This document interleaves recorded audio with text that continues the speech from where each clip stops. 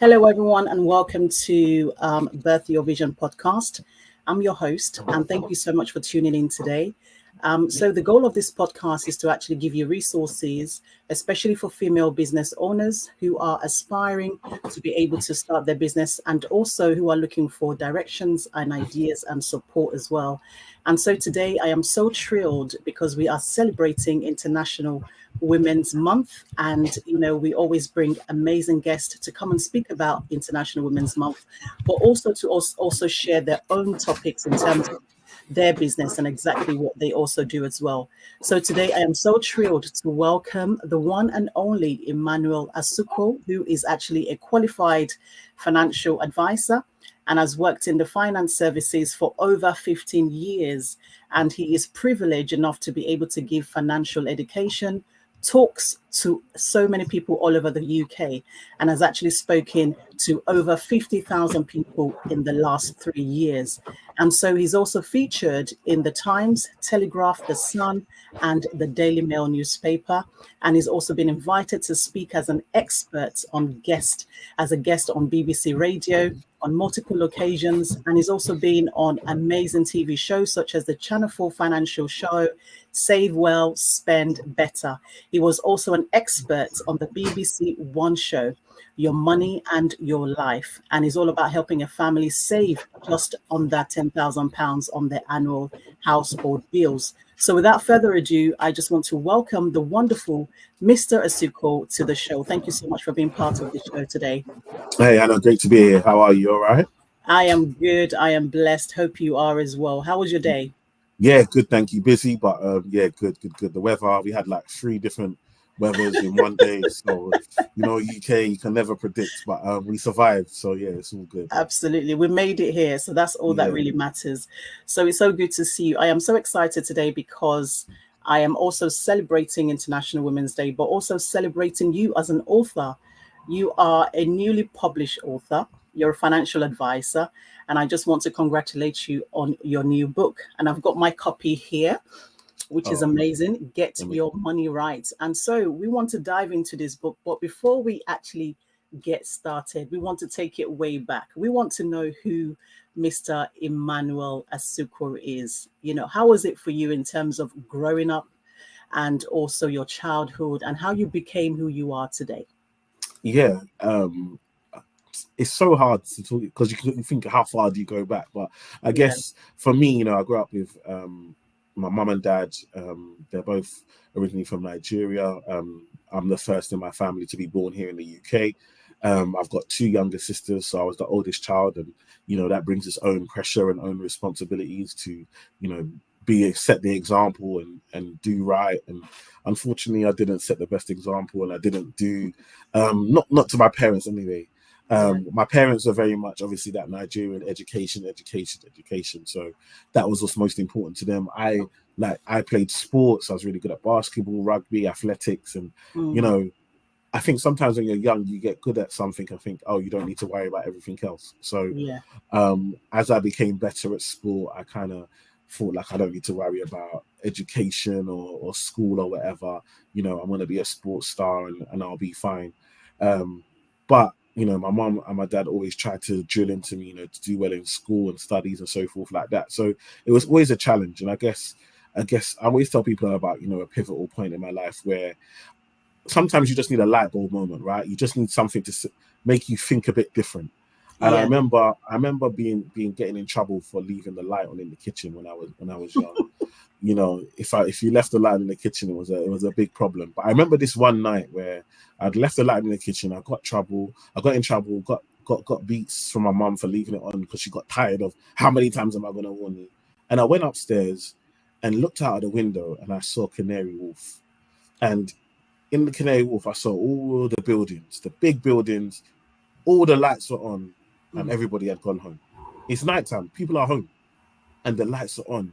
And in my mind, it made me think, well, what are these guys doing right that they can leave the light on and go home, but I can't leave the light on in the kitchen, just one light bulb in the kitchen. Do you know what I mean? Yeah. And it made me think, well, they must be doing something right, so I need to get over there. And from that day, from that little encounter, something simple as a light bulb, for me became something life-changing. because then I had a vision for myself. And I always tell people it's so important to have a vision for yourself beyond your situation. So my situation was, my parents were trying hard, struggling with money, trying to see a better life and trying to have a better life for their kids. But for me as a child, I felt like I always got to hear no, and money doesn't grow on trees. And, it always felt like life was so limited. So something as simple as leaving the light on became a vision for me. And so I saw myself being over there in Canary Wharf, and that became my focus and my goal and my life's mission to get over to Canary Wharf. Amazing. That's really interesting, because what you said about, your parents telling you about turning off the light, switching on the light, is actually things that we are currently facing at home at the moment, because I, tell my children as well, switch off the light, make sure that the cooker is off and things like that. And we're still doing that, especially in this day and age, in this time of crisis, of living crisis. We're trying to save money on, on heating, on gas, on electricity. And so I remember, what was it, a few months ago, when everybody was just in that predicament whereby it was so cold. Maybe not everybody, but, some of us, it was so freezing cold, and we were literally trying to manage electricity. We had several hot water bottles. We were dressed up as if, we were going snowing. We had socks and hats, everything on. It's real, and just going back on what you said about your parents, is definitely something that still exists in this day and age, especially this current, living crisis. And so I can definitely relate. But what was interesting about what you said was, despite all that was said, from your parents, you looked up and you saw a place where there was lights. And that was what kind of triggered you. It changed your mindset in terms of, okay, so there are places where there is lights, and you just kind of felt curious that why is lights on all the time there? I want to be able to get there, to reach there. And I think that is really amazing, that we can actually turn certain things around to really see how we can use that as a way to actually motivate ourselves. And I think your motivation probably came from that, to really kind of shift your mindset and start to get you thinking in becoming a better version of yourself, Exactly. Being a financial advisor. And from there, you're able to now help so many people in terms of financial planning and helping them, with investment and all this great stuff. So that's really, really amazing. Thank you so much for taking us a little bit back about your story and letting us know a little bit about that. And so, in terms of you being a financial advisor, you've just recently become an author. And I really just want to go into your book. In your book, Get Your Money Right, you basically emphasize the importance of creating a budget. And I just wanted to know, can you explain why a budget is very crucial for financial success? Yeah, no, it is extremely useful. And I think people talk about budgets limiting them. But the Yeah. reality is that a budget actually sets you free. Because once you have a budget in place, you know that you've allocated money that you can spend freely, knowing that you've paid your bills, you've invested, you saved, everything is covered. At the moment, people are like, I don't like to budget. And a lot of the time, people will be like, I hate budgeting. My rich clients never hate budgeting. You have to understand, it's not the budgeting, it's that you hate. It's the lack of income. You have an income problem. If you had more money, you wouldn't mind budgeting because there would be surplus. Yeah. It's because when you budget, you have to face your true self. You see, on social media, on Instagram, you can take pictures next to nice cars. You can take pictures at I know people, take pictures of other people's holidays and post them like it's them. You can fake on social media like you're living this best life and you've got all this money. But when you have to go and do your budget, you can't fake those numbers to yourself. Those numbers are going to tell you what's really in there and what's not there. And for a lot of us, what happens is that we don't like to budget because we have to face our true self. But I want people to understand is that by facing your true self, that is only a reflection of where you are today. That's not a reflection of where you are in life or where you're going to be tomorrow. So it's so important that you understand. I always tell people, how much does it cost to be you? How do you understand how much it costs to live the lifestyle that you currently live? And a lot of people won't know. I'll ask them. People will know, what time they've got to be at work. They'll know what meetings they have weeks in advance. They'll know, you know, what the kids are doing, and all of these other things they'll know. But when I ask them about themselves, do you know how much it costs for you to run your life? They'll say no. And I always say, could you imagine a business that didn't know how much its costs were? Yeah. How would it survive? How would a business be able to survive if it didn't know how much its costs were? Because how would you know that you're charging your clients the right amount or your customers the right amount if you didn't know what your costs were? You're just making it up and hoping for the best. And a lot of the time, your business will fail. And you have to, as I always tell people, you have to see yourself as a business. You know, Jay-Z has a line, I'm not a businessman, I'm a businessman. And what he's basically saying is that he has to operate as a business. Like, he doesn't just have to think of himself as a business that I go and work in. I myself as Jay-Z, I'm a business. I myself as Emmanuel Asuquo am a business. The business, my life is a business, and I have to run it as a business.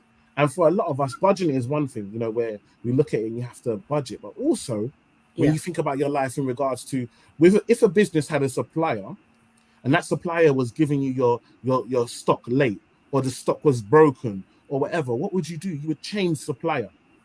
But a lot of the time in business, if you have a friend that's turning up late, or a friend that's a liability, or a friend that's letting you down, what do you say? You don't change your friend. You say, oh, I've known them since primary school, or I've known them since secondary school. But sometimes you have to see yourself as a business and understand that there are people that are in your life for a season and they can come and go, and that's not a problem. You don't have to hold on to everyone. Just like in business, you don't have to hold on to your very first supplier. You can change suppliers as time goes on and nobody complains. And that's how I want people to see themselves. See yourself as a business, understand your costs, have a budget, and really understand how much it costs to be you. Thank you so much for that. That is so interesting. I think from what you've said so far, I think many people probably suffer from, let's say, financial mindset, whereby they struggle. Something as simple as budgeting becomes a struggle for them, you know. And I think it's about understanding how they can actually create that positive mindset, that positive money mindset, because it all begins with how you think of money and what money means to you, you know. So being able to budget is one of the most simplest things to do, but for some people, they find it quite difficult. So I think it's about just, you know, giving them simple tools and helping them to kind of practice, because at the end of the day, you know, they have to be able to, you know, do it themselves. Do you know what I mean? They have to be able to take the actions by themselves. And I think some people probably just need to understand, you know, what it is that, you know, the emotional feelings around money and what is blocking them. So what tips do you have for people who are struggling with positive money mindset? One thing I would say is that I understand what you said, and I agree some people struggle, but I also, the same people that struggle to budget or look at money, a lot of them also are the same people that will spend 5 hours scrolling TikTok, and they don't struggle for that. They'll spend 5 hours on Candy Crush, and they don't have a problem. It's not too difficult for them. You know, I think sometimes we have to look at ourselves that we can, yes, it may be hard, but actually, is it important to you? Like, do we understand how important this? We make money and financial decisions every single day. And people will say, yeah, oh, you know, I find money difficult. What are you doing in order to make that more easier for you? Are you listening to podcasts where they talk about money? Are you watching YouTube content and talk about money?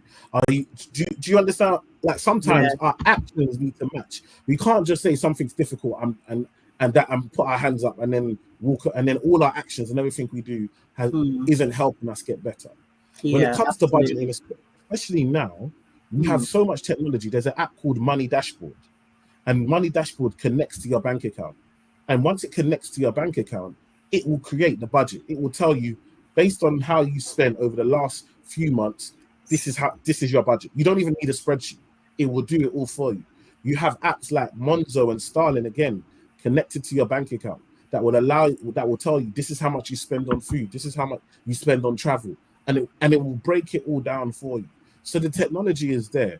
For people that are older school, you can use a budget. For if you even want, you can write in your journal. you know, sometimes I feel people, you know, people have a journal and they'll write about what happened on Love Island, but they haven't taken the time to write about their finances or their personal development or the things that they want to do better.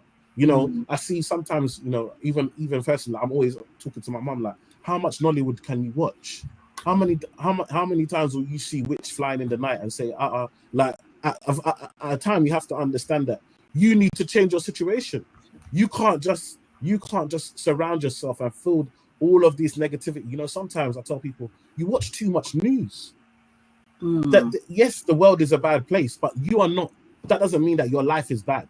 Just because bad things are happening doesn't mean your life is bad. Sometimes you need to switch off the news, switch off social media, because the thing about it is on the news, everybody's losing, and on social media, everybody's winning. And you feel like, well, I'm neither, and so you feel incomplete. I really feel like people need to take time to look at what are the things they're struggling with, what are the things that's going to make them better, and what are they doing to improve their situation. And so for me, simple tips about budgeting are look at your last 3 month statements. Look at your needs versus your want. So if you look at your last month statement over the last, so we're in March now, let's say you looked from the beginning of the year, from January to now, look at where have you been, look at every transaction. What have you been spending your money on? Where is it a need, something that you need? So like gas, electricity, food, like, is it a need or is it a want? Because even food, there's food that you need for your household that you need to, and then there's going out or there's Uber Eats. These are wants. So you have to look at how much are you spending on your needs and your wants, and then after that, look at then putting systems in place. I always tell people about splitting their accounts. Don't have all your money in one account. Split your accounts so your money can be seen. Have an account that you pay your fixed costs from, your regular bills from. Have an account that you have for spending, that you put yourself on a budget. Have another account for saving. If you're in debt, look at your debt, list your debt, look who do you owe, how much interest you owe on them, and then create a plan to start paying that back. So these are some practical steps that people can do. Those are very useful steps indeed. It's about, like you said, people just need to prioritize what is more important to them. Yes. And you've given some really valid examples. You know, many of us, we do spend a lot of time on social media. And sometimes we kind of neglect exactly what is more important to us. And some of the things that you've said are definitely valid. And so for our listeners who are listening to us, please do make sure that you're taking notes. These are very much interested tips from the one and only money guru. So do please take those notes down. And yes, so let's move on. Now, this book that you've written is absolutely amazing. And I've read some pages in the book. And I just wanted to know what it was that basically inspired you to write this book. Yeah, you know what? I've been battling with this book for years. So people have been telling me, man, you've got all this knowledge, write a book. And if I'm being honest, it was a fear of mine to write a book, because I felt like, like I said, I didn't really listen in school. I was playing sport. Writing has never been something that's come easy to me. I find it much easier to talk than to write. And so because of that, when people would say write a book, all I kept thinking is, how am I going to write a book? I don't know how to write. It will take me years and years. Just forget it. I don't need it. Like, life is going good. You know, sometimes in life, things can be going so good that you actually say, you know, I don't even need to trouble myself doing that. I don't need to go there. But actually, you need to face your fears sometimes. Sometimes and face them head on. And so what happened is that I had a book agent that saw my content on social media and was like, this content's amazing. Have you thought, I love the way you talk about money. I've never heard anyone talk about money like this before. Have you thought about writing a book? And so in the end, I ended up getting a book deal with HarperCollins. So they actually paid me to write a book. And now sometimes you're like, oh, wow, they've paid me money now. I have to do it. Like, I have no excuse no more. Like, God is just amazing. It's like, you know, look, all your excuses out the window now. Somebody's paid you money, get it done. And so sometimes when you're forced to do something because you're in a situation, you find a solution. And so because I was forced to do it, what I did was I found somebody to help me in regards to writing it. So I could speak the book, speak it out, and then they would record it, send them voice notes, we do Zooms and record it on Zoom. And then they would just write what I would say and type it all up. And so that's how we ended up writing the book. So sometimes I always tell people, like, the biggest thing I learned about writing this book is that don't worry about the things that you're not good at. You can pay somebody to fill that gap. Like you can focus on what you're good at, but if there's anything that you're not good at and an opportunity comes, don't worry about it, because you can pay somebody, or you can partner with somebody that can help you with the things that you're weak at. Yeah, and no one's an island, so you can collaborate. And so that was a big learning lesson for me when writing this book. Absolutely. And it's got so much in there: investments, how to save, about budgets, so many things. And I really can't wait to really dive in, and I'll be leaving a review for you. Thank you. And you mentioned something about it's important to focus on what you're good at, because you can always outsource what you're not good at. Yeah. And I think that is so important, because some of us are still wasting time on things that we're not good at, trying to figure it out. Yeah. Just wasting time is not serving us, is not making us money, and we're just stuck in that area. And I think what you said is so valid and it's so important. And I love your honesty, Emmanuel, because you are so real and you say it as it is, on your social media platform, and you really do not sugarcoat nothing. Absolutely. And honesty is so key. And what is it that you feel attracts people to you? Yeah, Because you've mentioned about yes, you knew what you were good at, and then you were able to get someone to support you to be able to achieve birthing this book. Yeah. And then also being part of other amazing platforms. So what is it that really attracts people to you? What do you think you've got that somebody else hasn't? What is that unique factor? I think the unique factor is what we've all got. It's our life experience. I always tell people, you know what, when I started in the bank, when I started, I made it to Canary Wharf and then into financial. I become a financial advisor at 22, youngest financial advisor in Barclays in the country. And that was amazing. But when I got there, because I was 22, I was young, black. I was the only black person, only person from a council estate. I was the youngest person there. I felt like I had to be like everyone else. Yeah. So I started to talk like my counterparts. I started to walk like them. I started to eat the foods that they ate. And you start to just become a chameleon around you, just to fit in. The problem with fitting in is that you lose your uniqueness and your identity. And so what happened is that when I got to go on social media, when I started working for myself, I didn't have to wear a suit anymore. I didn't have to talk in a certain way. I didn't have to make other people feel comfortable. I could just be my authentic self. And I always tell people, my winning formula is my authentic self. The fact that I can be a financial advisor and do all the exams and be qualified and, have the knowledge of a financial advisor, but I'm still a young man from East London that's been through stuff and, have my own life experience. Yeah. And so I could put the two together.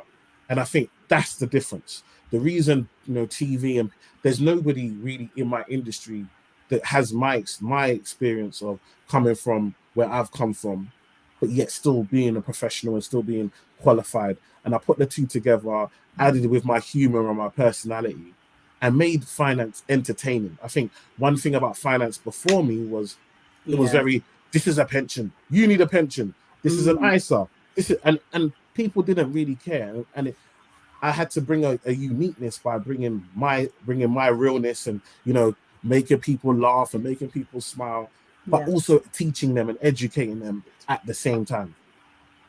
Thank you so much for that. I'm just looking at the book at the moment, and I just wanted to read something that just struck me when you were talking about dealing with emotional spending. This is actually on page 99. And I wanted you to just kind of, share a little bit more about it. I'm just going to read just like a small paragraph.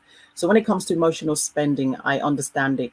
Trust me, this is coming from someone whose parents didn't have a lot of money and used to send me to school with a black school trousers, black school shoes, and thick white tennis socks. So just tell us a little bit more of what really kind of motivated you to kind of say in that way that you've actually written it in the book there.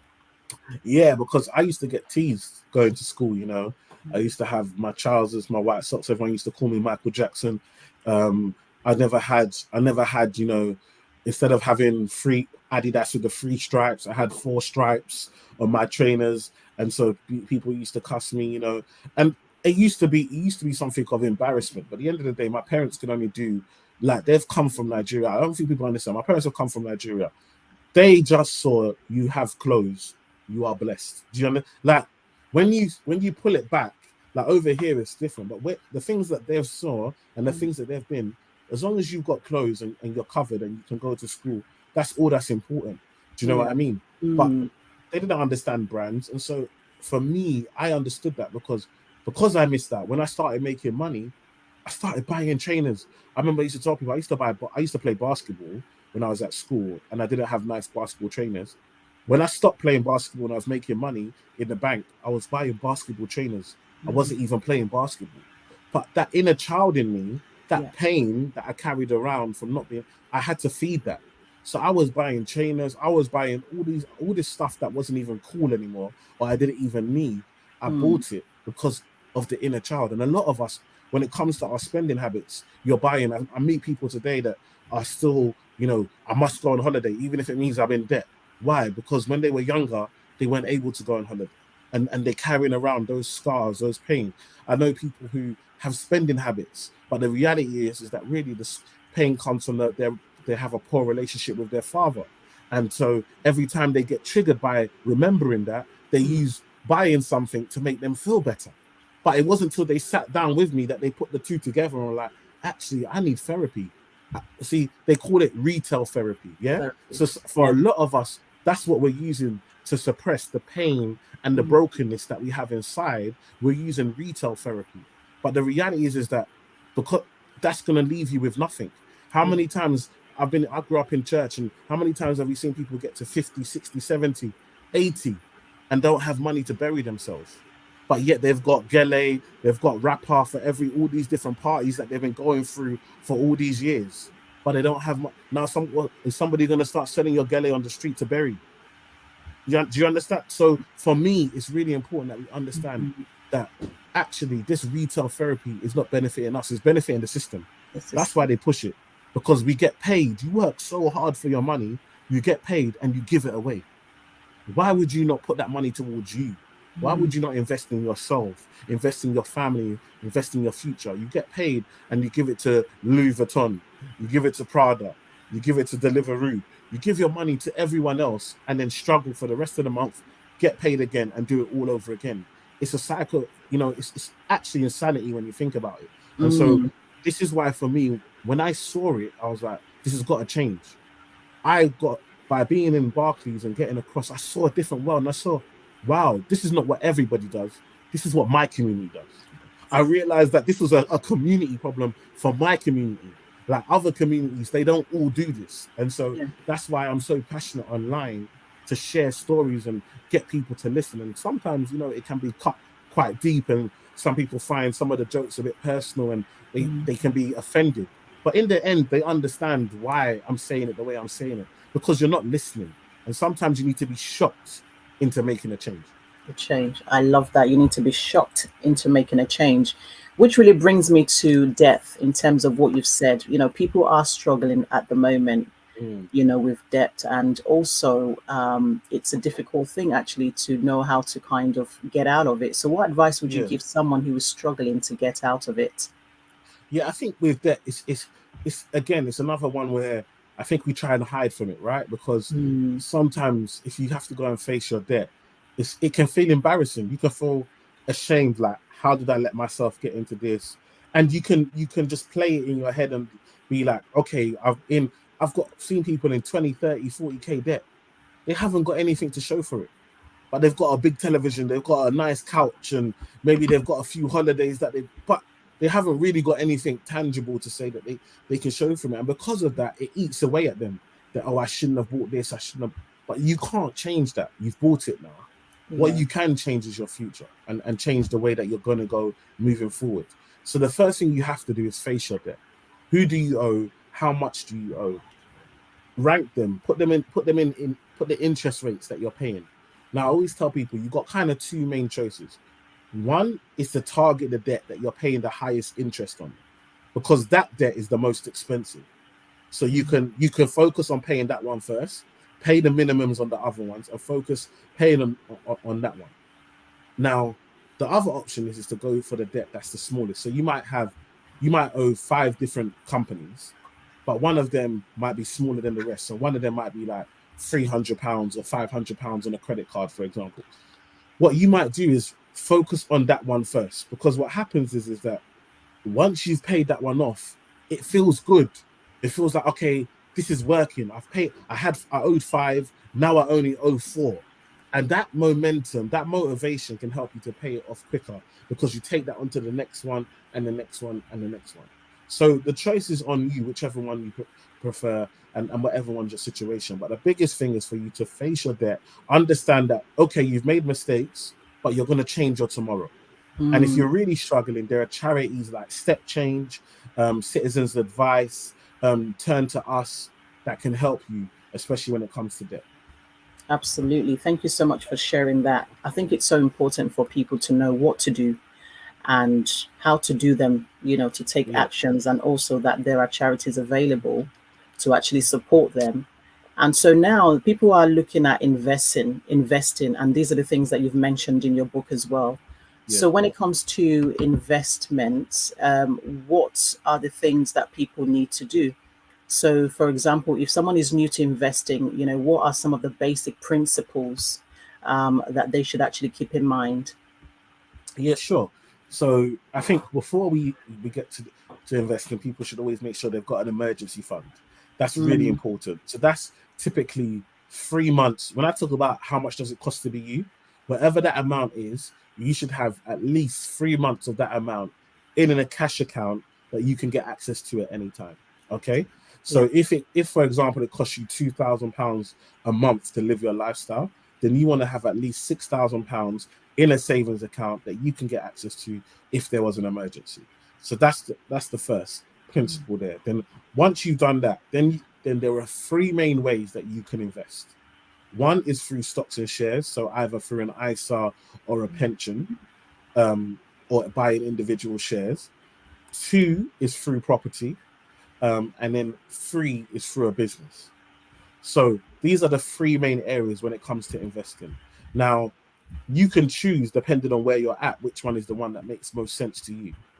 So you may say, actually, you know what, I want to start investing into the stock market. So you can look at an ISA and use like the S&P 500, which is the top 500 US companies, and invest on a monthly basis in there.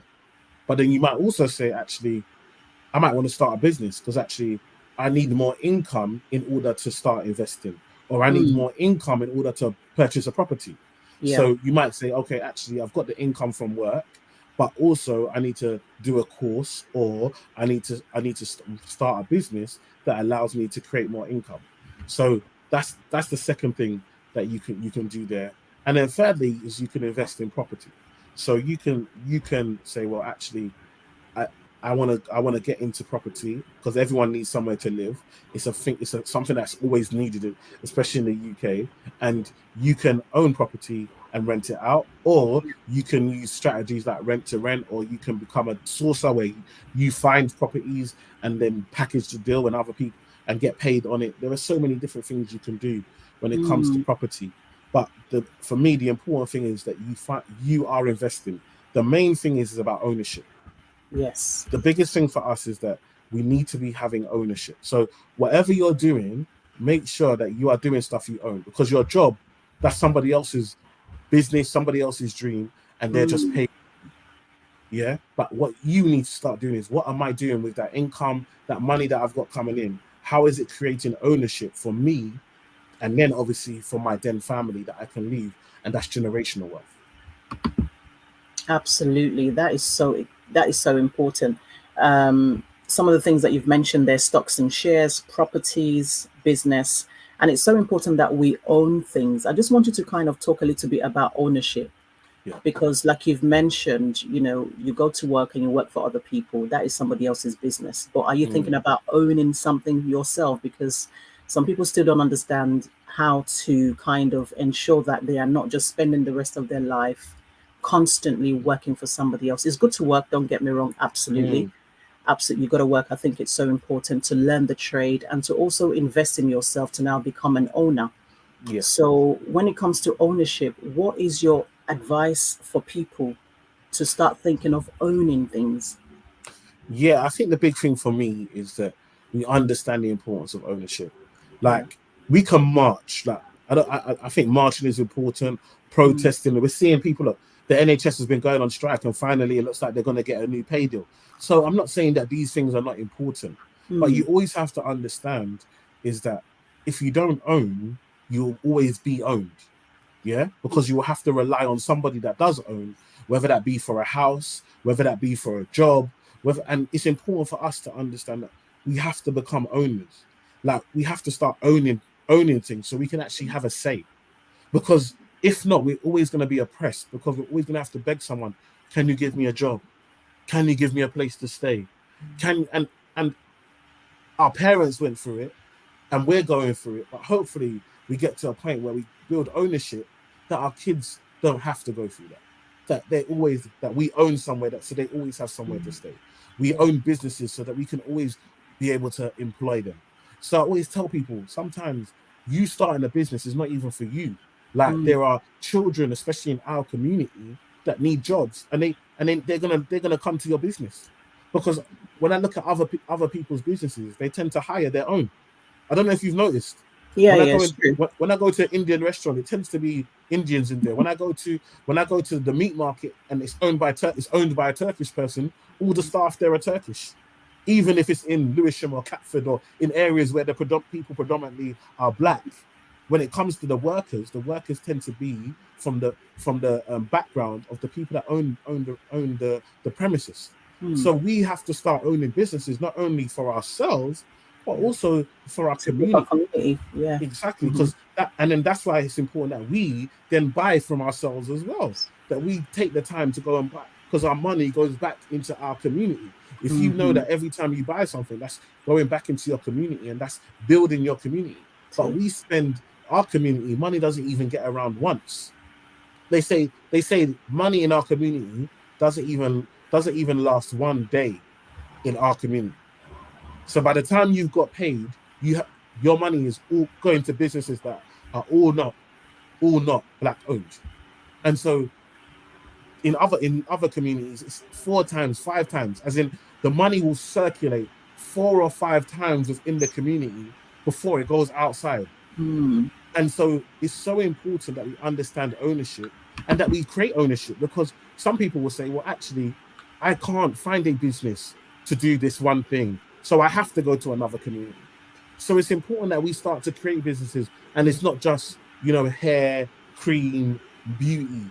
We have to start looking at other businesses as well, whether yeah. that be tech, whether that be HR, whatever it may be, other Mm, businesses that we can start to create so that we can start to build ourselves up. And also, when it comes to work experience, we want hmm. to be able to say if our children need to get work experience, oh, my network, oh, I know somebody that's in there. Here you go. You can go and get experience there. These are the differences that other communities have that we don't have. Mm, And that comes from ownership. yeah. And so it's so important that we understand that we must gone are the days that we can just accept being consumers. We Hmm. have to start to become owners. Owners, absolutely. And I think many of us now, if you look on social media, many of us are now definitely becoming owners. We are Mm, now becoming more of business owners, owning our yeah, own business and really building ourselves up. So, we've come a long way and there are changes. yeah, We still have a long way to go.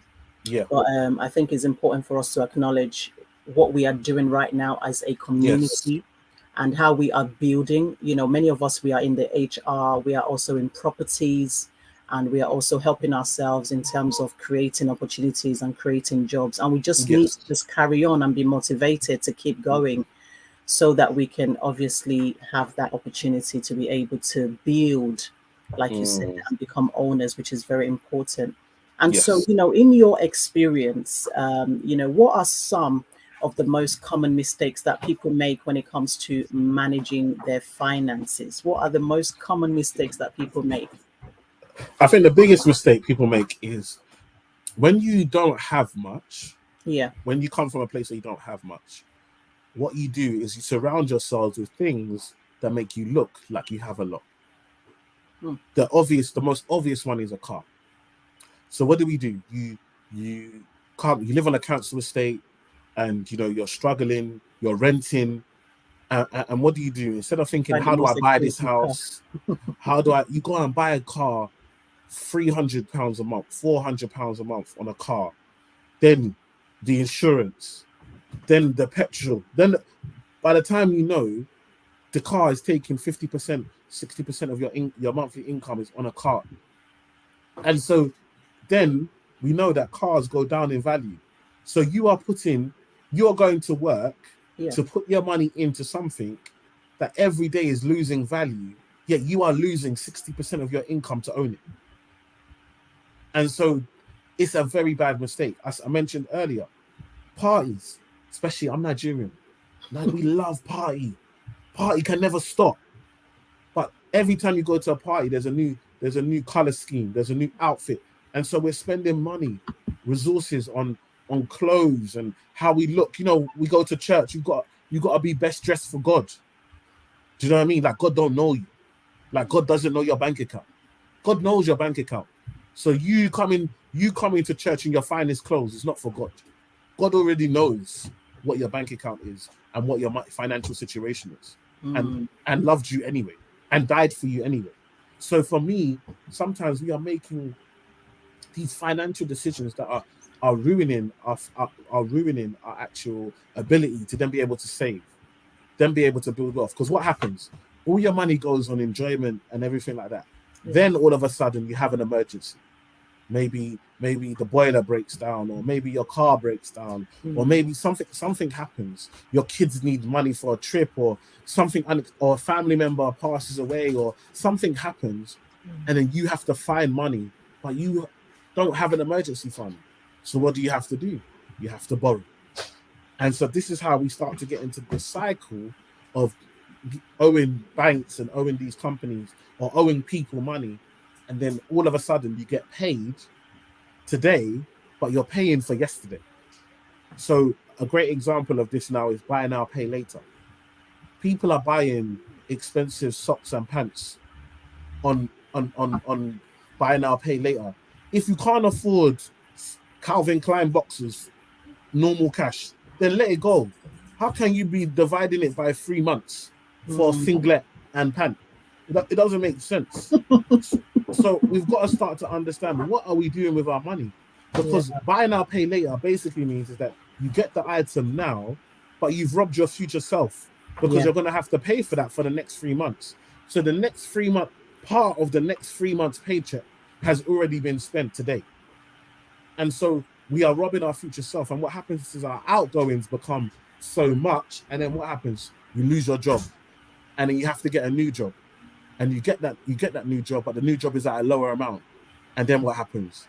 Then now, because your expenses are high, your income becomes lower. Now you've got a deficit.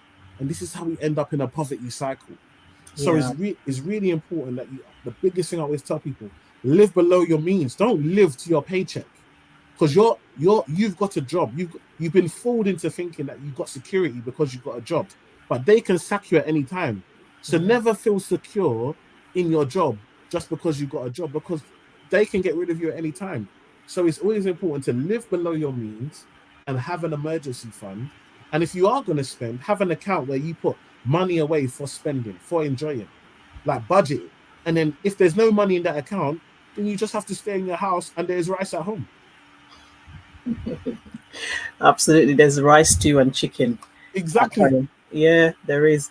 I think it's about just focusing on what really matters to you, and just making sure that your priorities are basically just important. Because like you've said it all, to be quite honest with you. You've mentioned that, yes, people may struggle with certain things, but at the same time, they spend time on other things, and it kinds of, make you think, well, you're wasting time on that instead of you to focus on exactly what you need to do. You're struggling with finance, but then you're spending money on designers or buying things that you shouldn't be buying. No one is saying you shouldn't spend your money on designers, go for it and do what you need to do. But do you have an emergency fund?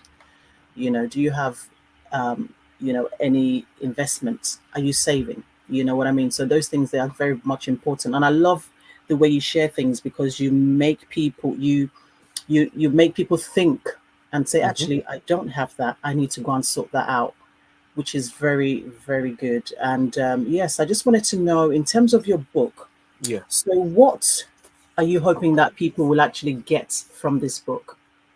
Yeah.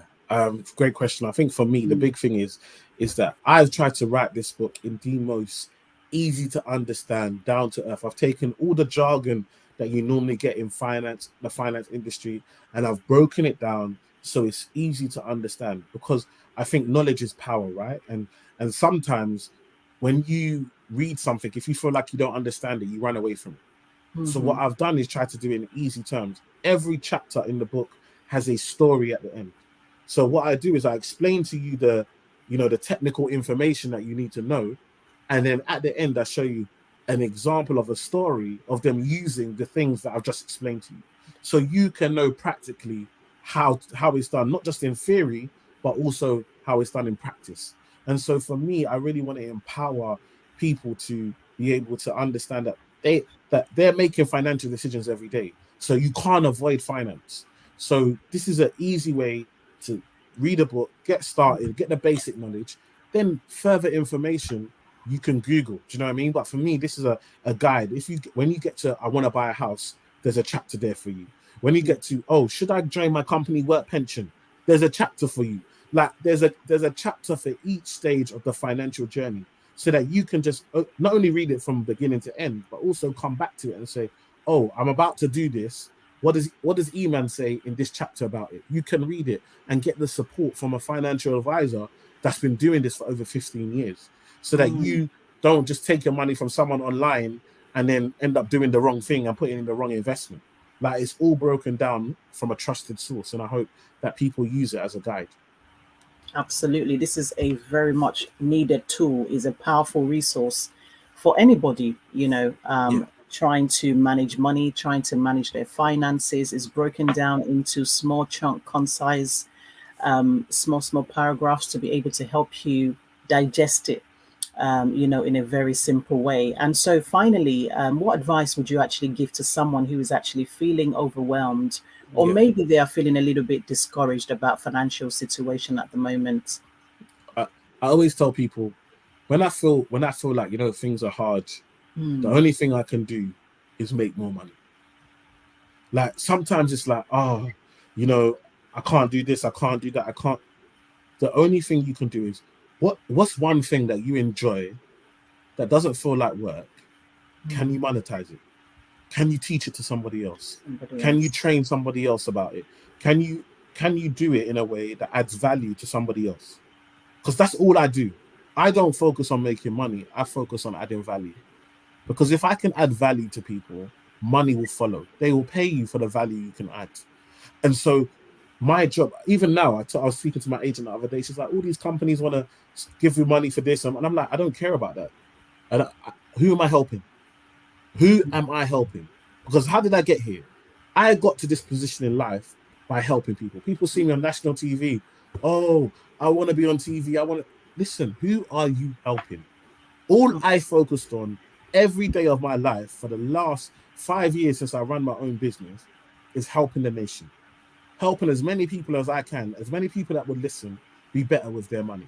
And eventually, people on TV were like, oh, maybe we should listen to this guy. Maybe we should get, and that's how I got on TV, by helping people. It was never the aim or the goal. The aim and the Mm, goal for me was always to help people. And even now that I'm in a position where life is great and I'm doing what I love, the aim and goal will always be to help people. to help So people. if you are in a situation where you are struggling with money, or I want you to ask yourself, who can I help? Who can I help? What skills do I have? And if the answer is I don't have a skill, then you need to do a course. Your next thing needs to be, what course can I do to add value to myself so I can add value to others? What thing can I learn? What can I practice? What skill can I add to myself? Then I can go out and help people. Because I promise you, if you learn a skill to help somebody, money will follow. Hmm. You are dropping some serious gems. Serious gems in here. Thank you. I'm telling you, this is incredible. You've taken those words out of my mouth and you've said it so well. It's so important. I always tell people, get a skill, get a client, and just offer value. That's it. And that way you'll be able to make money, which is so important. You've just said it all. Thank you so much. And, I wanted to kind of switch it up a little bit just to ask you a fun question. Sure. Okay, so I wanted to know if you were to advise your 16-year-old self, what Yeah. would you say to him? Oh, that brother. I would tell him, leave girls alone. That's what I would tell him. Leave girls alone. That age, though, That age, that's where love. they start. That's where it starts. When I went to a boys' school, isn't it? So it wasn't Oh, until wow. 16 that I went to college, and I was like, wow, there are Wow, this is women. another world. This is amazing. You were deprived. Deprived. So, and it was just like, and that story. One thing I always say is that if when you're adding value to yourself, when you're growing, you will get more. So what I found is that actually when I stopped focusing on oh, can I get this woman or speaking to this woman, and actually I missed out. I always tell people one of the reasons I'm successful now is because I'm married, and because I'm married now, when I have different relationships with women. You see, when I was single, every woman I talked to, I would try and speak to them and try and you miss out on actually the professionalism, the value that the opposite sex can bring, other than just the relationship. Do you know what I mean? And so I've had so much value from women because I'm married and I'm no longer focused on, oh, what can I get from a woman? Actually, just adding value to them. And trust me, when you add value to women, the value you get back is so much further. Women are just able to take something and just make it so much more better. And so, I work with my wife, my PA, my assistants. Most of the people that that have helped me along the journey have been women. And I always tell men, sometimes the reason that you're missing out is because the women that could have been advising you and helping you and supporting you, you only see them in a sexual way, and you've missed out on what else they can be brought to the table. And so for me, one of the things I wish is that I just focused on, at that young age, on being a better version of myself, actually loving myself, loving the person who I am, and developing myself. Because actually when you focus on that and you build that, you're a better person for the women around, the women that you're trying to attract. And also you can then get a better caliber of woman because you're a better caliber of person. So for me, it's focus on yourself, build yourself, and then afterwards you'll see the type of woman that will really benefit your life. Fantastic. Is your wife there? Is she listening? No, she's gone. She's not even here. The kids have gone to swimming. They're gone. Oh, bless. But she knows that I appreciate her very much, and I know that I wouldn't be the man I am today without her. I love that, because I just wanted you to kind of talk about International Women's Month. And from a man's perspective, we are celebrating women's history and how far women have come. And so, it would be nice for you to kind of share some encouraging, inspirational words and, just to uplift many women across the world. I think your message will be definitely powerful for them to hear. Yeah, I think, International Women's Day is in Women's Month is I love the day itself because your whole timeline is just filled with women and stories and so forth. Yeah. But I think a month to celebrate women is so important, because for a lot of us, especially as a man, like I know that my first biggest relationship and most important relationship was with my mother, for me personally. And I think about all the lessons and things that I've learned from my mum. There are lessons that I couldn't learn in the workplace. There are things that my mum has taught me in regards to the human being that I am today. Like, people always tell me how much you're such a nice person, I like you, and so forth, and you're funny. And I get that from my mum. I get that from a woman who nurtured me, who took time to love me, and loved me even when I was going through my teenage stage and doing absolute nonsense in life, still loved and protected and cried tears and allowed me to be myself. And I think, International Women's Month for me is a time to celebrate not just women in the sense of, as, like your mom and so forth, but women in general and what they're doing in society, and the fact of how far they have come, And the fact that actually it's a bit, for men, it's time for us to show solidarity, because for a lot of us as men, it's women that have been the backbone supporting us, whether it be your mom, your sister, your wife, your aunt. We all have a woman in our life that's done good to us and helped us and supported us. And so for me, this month is a time for us to just celebrate women and where they've come, and the fact that not too long ago, they were just told to be in the house, and that was all they could do. And actually, we see women doing amazing things every single day. And actually, we as men, it's so important that we provide them with security and make them feel safe, and make them and encourage them to be the best versions of themselves. Do you know what I mean? And actually, not always what we can take and what we can get, but what we can give. And so, it's a great time to celebrate. And I think as women, take the power from other women, like take inspiration from other women. Know that you deserve, know that you belong, know that you are taking up spaces in places that your grandma, your great grandma wish that they could but can't. Do you know what I mean? Like, embrace this time and continue to grow, continue to build. Know that that you belong, know that you deserve to be there, know that you have every right to be there, know that you are more than the equal, and keep going, and find allies wherever you can. And I hope that, and I speak to men all the time, and I speak to myself, that I hope I can be the ally to the women around me that they need, and support them as much as possible. Absolutely. That is powerful, so inspirational. Thank you so much for honoring us, for acknowledging us, and for celebrating us. And I think it's really nice to always have a male on the podcast so that they can actually share their own perspective, of different types of genres of topics that we talk about. And so thank you so much for that powerful speech in regards to women in your life. And, it's important that we as women, we also support one another, elevate one another, and also learn from one another. It's not a competition. No.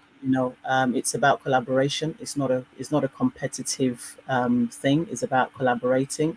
What can you do? What are you bringing to the table? What are you offering? And vice versa as well. How can we work together? So thank you so much for that. And so how can our listeners actually get in touch with you in terms of follow the work that you do? Yes, so we got the EMAN Effect UK. So the EMAN Effect UK, that's on all social media platforms. Also, Emmanuel Asuquo on LinkedIn. So you can connect on LinkedIn. I've got the website, www.emmanuelasuquo.com. So there's loads of information there, and you can also book one-to-one consultations and so forth to get help and support with reaching your financial goals. So yeah, I mean, those are the main places you can reach out to me.